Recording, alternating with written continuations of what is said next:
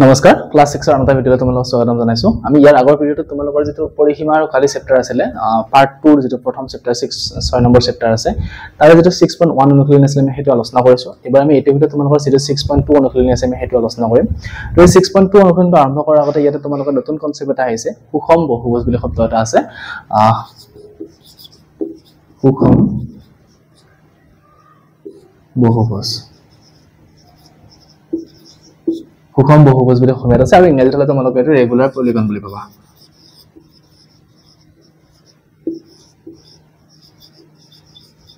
regular polygon তো এই সুষম বহুভুজ বা ইংৰাজীত ৰেগুলাৰ পলিগন এটো কি বস্তু হয় বা এটো কোনবিলাক বহুভুজক আমি সুষম বহুভুজ বুলি কওঁ জানো সেই বস্তু আমি শিকিলো তাৰ পিছত ইয়াৰ পিছত এটা অংক আছে অংক এটা লগতে যেটা সূত্ৰ আছে আমি সেই সূত্ৰৰে আলোচনা কৰিম আৰু তাৰ পিছত আমি 6.2 অনুশীলন যেটা প্ৰশ্ন উত্তৰ আছে আমি হেকিটা আলোচনা কৰিম তো তোমালোকে ভিডিঅটো শেষলৈ চাই থাকিবা চেনেলটো যদি এতিয়া সাবস্ক্ৰাইব কৰা নাই চেনেল সাবস্ক্ৰাইব কৰি থবা আৰু আগৰ ভিডিঅ ইয়াৰ আগৰ যেটা চেপ্টাৰ আছে মই হেকিটা ভিডিঅ বনাইছো তোমালোকে হেকিটা ভিডিঅ চাই লব পাৰা আৰু এতিয়া প্ৰথমতে চাও আমি সুষম বহুভুজ বহুভুজ মানে কি আমি আগতে পাই আহিছো বহুভুজ মানে কি আছিল যে আমি যিবিলাক বাহু বন্ধচিত্ৰ যিবিলাক অংকন কৰিছিলো 3টা 4টা 5টা যিকিটা বাহু ব্যৱহাৰ কৰি আমি বন্ধচিত্ৰ অংকন কৰিছিলো প্ৰত্যেককে এটা এটা কি বুলি কয় বহুভুজ বুলি কোৱা হয় আমি ত্ৰিভুজৰ ক্ষেত্ৰত পাইছো 3টা বাহুৰে ত্ৰিভুজ এটা এটা বহুভুজ হয় বা 4টা বাহু হলে আমি চতুৰ্ভুজ পাইছো বা 5টা বাহু হলে এনেকুৱা পঞ্চভুজ পাইছো আমি বা 6টা বাহু হলে এনেকুৱা ষড়ভুজ পাইছো তো প্ৰত্যেকৰে একোটা নাম আছে আৰু এইবিলাক কি বুলি কোৱা হয় প্ৰত্যেককে একোটা বহুভুজ বুলি কোৱা হয় বা বাহুৰ ওপৰত ভিত্তি কৰি তাৰ নামবিলাক বেলেগ বেলেগ হয় 3টা থাকিলে ত্ৰিভুজ 4টা থাকিলে চতুৰ্ভুজ 5টা থাকিলে পঞ্চভুজ 6টা থাকিলে কি হয় ষড়ভুজ বা সপ্তভুজ অষ্টভুজ এনেকুৱা কৈ থাকিব এটা এই সুষম বহুভুজটো বুজি পালো এটা সুষম মানে কি সুষম বহুভুজ কাক বোলা হয় এটা চাবা আমি যিবিলাক বহুভুজ পাইছো বা এই চতুৰ্ভুজ ত্ৰিভুজ বা পঞ্চভুজ ষষ্ঠভুজ এইবিলাকৰ ষড়ভুজ এইবিলাকৰ কি হয় যদি বাহু কেইটা গোটেইকেইটা বাহুৰ মান আমি একে কৰি দিও সমান কৰি দিও মানে এটো বাহুৰ দৈৰ্ঘ্য যিমান এটো বাহুৰ দৈৰ্ঘ্য একে এটো বাহুৰ দৈৰ্ঘ্য একে বা ইয়াতে যদি গোটেইকেইটা বাহুৰ মান একে কৰি দিও তেনেহলে সেইকেইটা কি বুলি কোৱা হয় এটা সুষম বহুভুজ বুলি কোৱা হয় এই ত্ৰিভুজৰ ক্ষেত্ৰত সুষম বহুভুজ কি হ'ব ত্ৰিভুজ আমি যেটো সমবাহু ত্ৰিভুজ পাইছো তোমালোকে সমবাহু ত্ৰিভুজ পাইছিলা সেই সমবাহু ত্ৰিভুজটো কি বুলি কোৱা হয় এটা সুষম বহুভুজ বুলি কোৱা হয় সমবাহু ত্ৰিভুজটো বা চতুৰ্ভুজৰ ক্ষেত্ৰত কি হ'ব বৰ্গ যেটো আছে বৰ্গটোক আমি কি বুলি কম হেতু এটা সুষম বহুভুজ কাৰণ বৰ্গৰ প্ৰত্যেকটো বাহু কি হয় সমান হয় একেনিচিনা পঞ্চভুজ হ'ব লাগিলে তাৰ কি পাঁচটা বাহু এটো সমান হয় তেনেহলে হেতু সুষম পঞ্চভুজ বুলি কোৱা হয় বা এটো দেখো গোটেইটা বাহু সমান হয় 6টা বাহু তেনেহলে এটো কি হ'ব সুষম ষড়ভুজ বুলি কোৱা হয় তেনেকে যদি বাহু কেইটা সমান হয় যেটা বাহু নাথাকক কি গোটেইটা বাহু যদি মান সমান হয় তেনেহলে হেতুকে কি বুলি কোৱা হয় সুষম বহুভুজ বুলি ধৰা হয় তো গম পাই গলা এতিয়া তোমালোকে বুজি পালা সুষম বহুভুজ মানে কি ইয়াতে সুষম বহুভুজৰ কেইটামান অংক দিয়া আছে হেকিটা আমি আলোচনা কৰো তো এটা যদি সুষম বহুভুজ আমি আগৰ চেপ্টাৰটোত বা আগৰ অনুশীলনটোত তোমালোকে পৰিসীমা উলিয়াব পাইছিলা ইয়াতৰ সুষম বহুভুজৰ পৰিসীমা উলিয়াব শিকোৱা আছে বা পৰিসীমা উলিয়াব কৰিব দিব আমাক তো পৰিসীমা আমি কেনেকৈ নিৰ্ণয় কৰিম সুষম বহুভুজ বিলাকৰ একদম সিম্পল সূত্ৰটো কি যে যেইটা বাহু আছে মোৰ বাহুৰ দৈৰ্ঘ্য সংখ্যাটো বাহুৰ সংখ্যা যিমানটা হয় যদি 3টা থাকে 3টা যদি 4টা থাকে 4টা যদি 5টা থাকে 5টা প্ৰত্যেকটো সেই বাহুৰ সংখ্যাটোৰ লগত আমি কি পূৰণ কৰিব লাগিব এটা বাহুৰ দৈৰ্ঘ্য পূৰণ কৰিব লাগিব বাহুৰ দৈৰ্ঘ্য যিকোনো এটা বাহুৰ দৈৰ্ঘ্য অৰ্থাৎ প্ৰত্যেকটো বাহুৰ দৈৰ্ঘ্য যেটো সমানেই হয় তো তাৰ পৰা এটা বাহুৰ দৈৰ্ঘ্য ললো আমি ধৰক ত্ৰিভুজটোৰ ক্ষেত্ৰত এটো কিমান 5 সেমি এটো 5 সেমি এটো 5 সেমি এটা মুঠ কেইটা বাহু আছে 1 2 3টা বাহু আছে তো মানে কিমান হ'ব 3 পূৰণ 5 3 5 গুণ কিমান 15 সেমি গতিকে এই 15 সেমিটো কি হ'ব এই ত্ৰিভুজটোৰ পৰিসীমা হ'ব আকৌ যদি বৰ্গটোৰ ক্ষেত্ৰত চোৱা যায় যদি এটো 4 হয় এটো 4 এটো 4 এটো 4 আসলে গোটেইটা আমি কি কৰিলো 4 সেমি লৈছো এটা মুঠ বাহু কেইটা আছে 1 2 3 4 গতিকে আমি 4 লগত কি পূৰণ কৰিব লাগিব এটা বাহুৰ দৈৰ্ঘ্য কিমান আছে 4 গতিকে 4 4 গুণ 16 তো এটো 16 সেমি কি হ'ব বৰ্গটোৰ পৰিসীমা একেনিচিনা পঞ্চভুজ যদি সুষম হয় গোটেইকেইটা বাহু যদি সমান হয় তেনেহলে কি হ'ব যদি প্ৰত্যেকটো বাহুৰ মানে এনেকে 3 হয়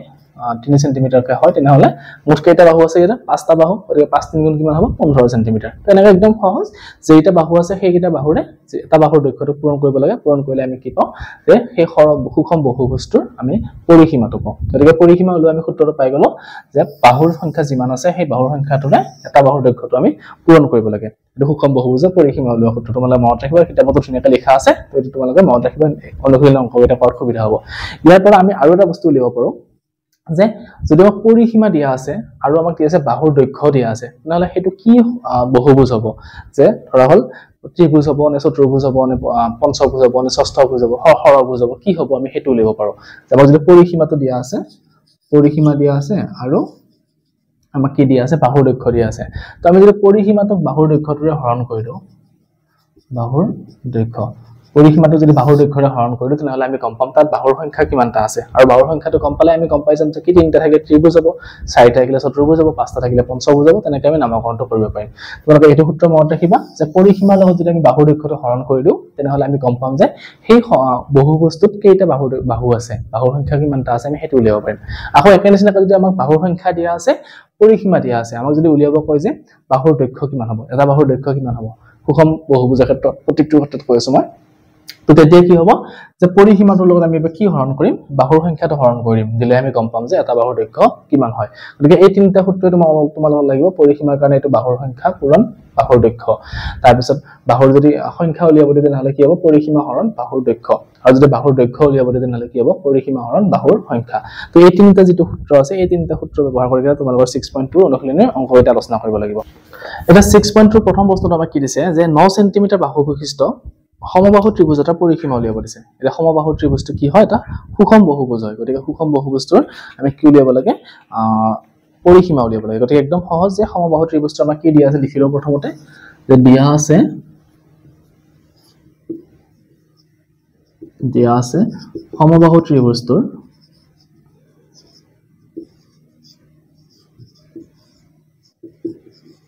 দিয়া আছে সমবাহু ত্ৰিভুজটোৰ বাহুৰ দৈৰ্ঘ্য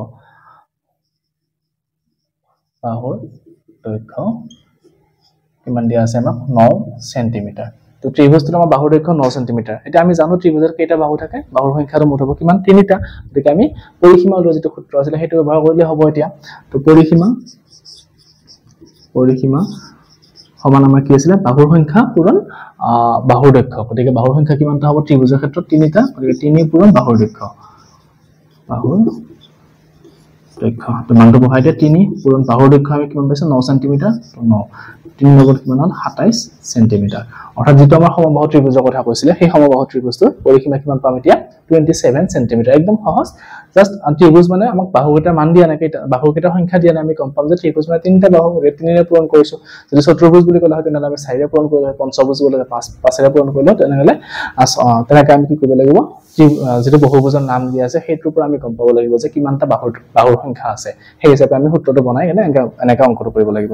এটা আমি 2 নম্বৰ প্ৰশ্নটো এবাৰ কি দিছে চাও 1 নম্বৰটো হৈ গ'ল 2 নম্বৰ প্ৰশ্নটো আমাক দিছে যে 54 সেন্টিমিটাৰ পৰিসীমাৰ সমবাহু ত্ৰিভুজ এটা বাহুৰ মাপ নিৰ্ণয় কৰিব দিছে এটা সমবাহু ত্ৰিভুজ বুলি কৈছে আমাৰ তাত বাহুৰ দৈৰ্ঘ্য কিমান বাহুৰ সংখ্যা কিমানটা আছে তিনিটা আৰু কৈছে যে কিটা পৰিসীমাটো দিছে 54 এতিয়া আমাক উলিয়াব দিছে বাহুৰ দৈৰ্ঘ্যটো আমি এইমাত্ৰ যে সূত্ৰকেইটা পাই আছিলো সেইকেইটা সূত্ৰ ব্যৱহাৰ কৰিম তো প্ৰথমতে লিখি লম কি দিয়া আছে সমবাহু ত্ৰিভুজটোৰ পৰিসীমা গতিকে প্ৰথমতে লিখিম সমবাহু ত্ৰিভুজটোৰ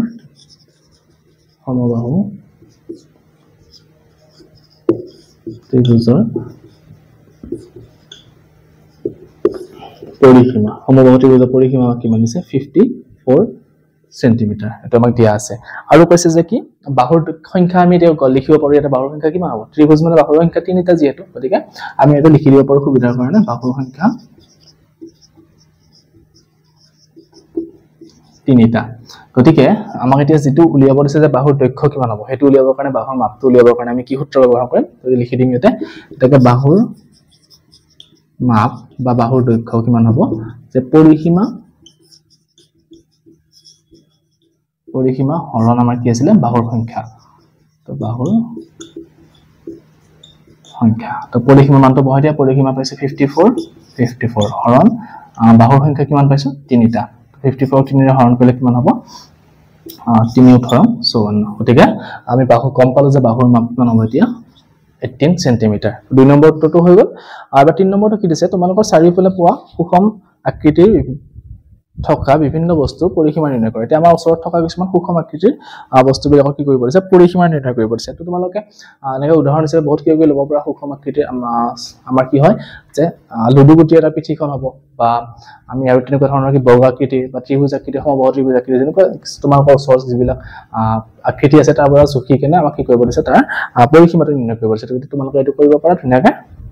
এবাৰ নেক্সট আমি 6.3 যেটো অনুশীলনী আছে আমি হেতু আলোচনা কৰিম তো 6.2 এগিটা প্ৰশ্ন আছিল এই তিনিটা গতিকে এইটো হৈ গ'ল এবাৰ 6.3 টো আমি আলোচনা কৰিম 6.3 যেটো অনুশীলন আছে তোমালোকৰ তাত আমাৰ তিনিটা চিত্ৰ দিয়া আছে এটাই প্ৰশ্ন দিছে এতিয়া ইয়াতে কি দিছে তিনিটা চিত্ৰ দিছে আৰু এই চিত্ৰকেইটা বিভিন্ন জোখ দিয়া আছে সেই হিচাপে তাৰ কি উলিয়াব দিছে পৰিসীমাটো উলিয়াব দিছে এতিয়া পৰিসীমা উলিওৱা আমি 6.2 তে শিকিছো 6.1 তে শিকিছো 6.1 যেটো মই ভিডিও বনাইছিলো তাত তোমালোকৰ পৰিসীমা কি হেতু বিষয়ে বুজাই দিছো আৰু কেনেকৈ নিৰ্ণয় কৰিব লাগে হেতুও কৈছিলো এতিয়া মই আকৌ কৈ দিছো চোৱা পৰিসীমা মানে কি হ'ল যে আমাৰ গোটেই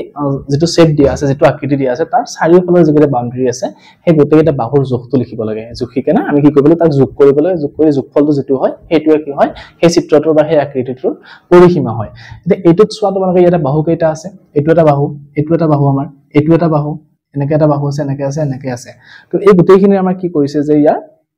পৰিসীমাটো উলিয়াব দিছে তাৰ মানে চোৱা ইয়াতে মুঠ বাহু কেইটা আছে এটা দুটা তিনিটা চাৰিটা পাঁচটা ছয়টা এনেকে সাতটা এনেকে গোটেইটা বাহু আছে এতিয়া আমি কেনেকৈ গম পাম যে এই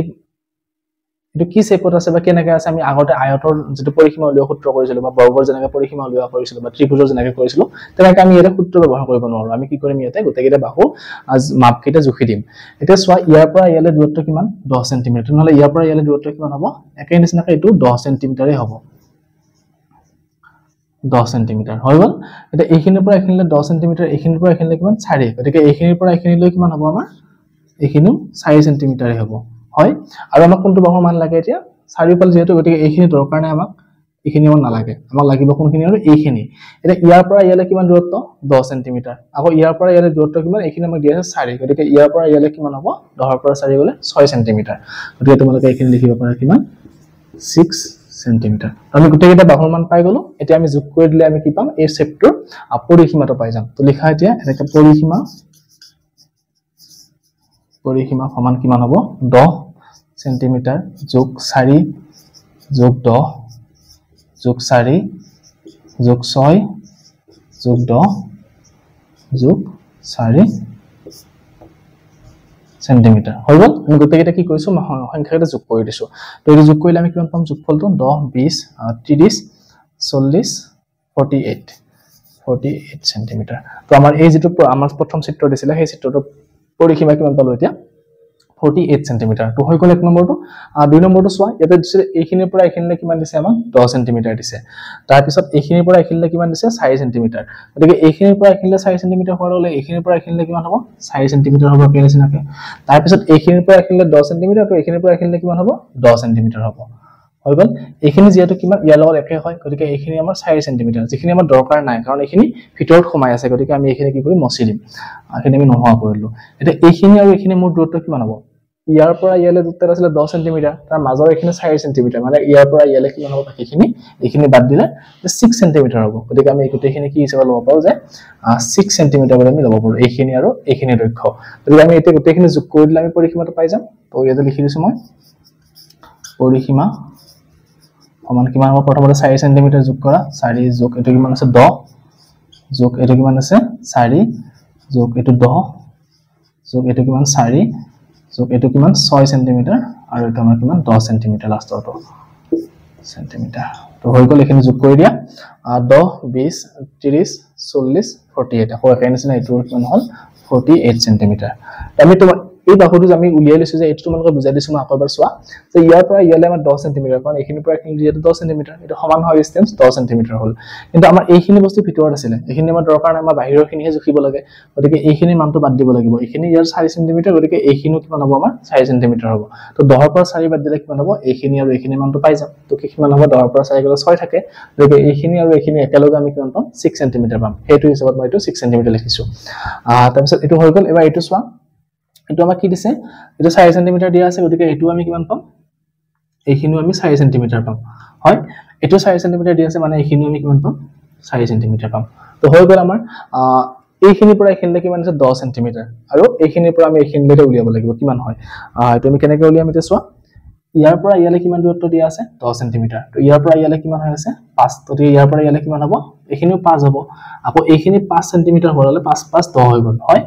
এতিয়া আমাৰ লাগে এইখিনি লাগে কাৰণ এইখিনি ভিতৰত আছে এইখিনি দৰকাৰ নাই আমাক গতিকে টোটাল আছিল ইয়াৰ পৰা ইয়ালে কিমান 10 সেমি তো 10 ৰ পৰা এই 5 টো বাদ দি দিয়া দিলে ইয়ালে কিমান থাকিব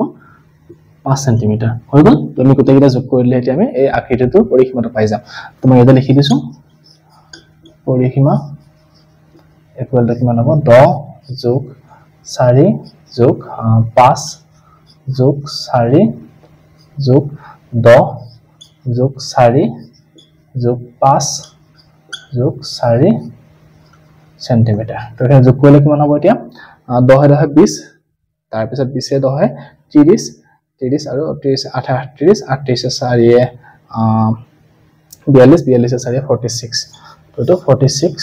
সেন্টিমিটার হৈ গল আমাৰ এখিনি যোগফলটো এটা পৰিসীমা মানে মই আকৌ কৈ দিছো চোৱা তোমালোকক যে আমাৰ চাৰিফালৰ যেটো বাউন্ডাৰী আছে সেই উটেকিটা বাহুৰ দৈৰ্ঘ্যটো যোগ কৰিব লাগে যে ভিতৰখিনি নালাগে যেটো মই সেই কাৰণে ভিতৰখিনি বাদ দি দিকে বাকি কিটা বাহুৰ যোগফল যোগটো উলিয়াই দিছো তো তোমালোকে এনেকে এই তিনটা চিত্ৰৰ পৰিসীমাটো উলিয়াব পাৰিবা তো এইটো 6.3 আমাৰ এই তিনটা প্ৰশ্ন দিয়া আছিল মই গোটেইটা আলোচনা কৰিলো তো ইয়াৰ পিছত আমি নেক্সট ভিডিঅ'ত তোমালোকৰ 6.4 যেকিটা আছে আৰু তাত নতুন কনসেপ্ট আহিব কালি আমি ইতিমধ্যে পৰিসীমা উলিওৱা শেষ হৈ গল এবাৰ কালি উলিওৱা আমি শিকিম তো কালি কেনেকৈ উলিয়াব লাগে কালি কি বোলে কাক বোলে কালি বা কালি কি হয় আমি সেইখিনি গোটেইখিনি বস্তু আমি আলোচনা কৰিম তো তোমালোকৰ ভিডিঅ'টো ভাল লাগিলে সাবস্ক্ৰাইব কৰিবা চেনেলটো আৰু লগৰবিলাকৰ লগত শ্বেয়াৰ কৰিবা ধন্যবাদ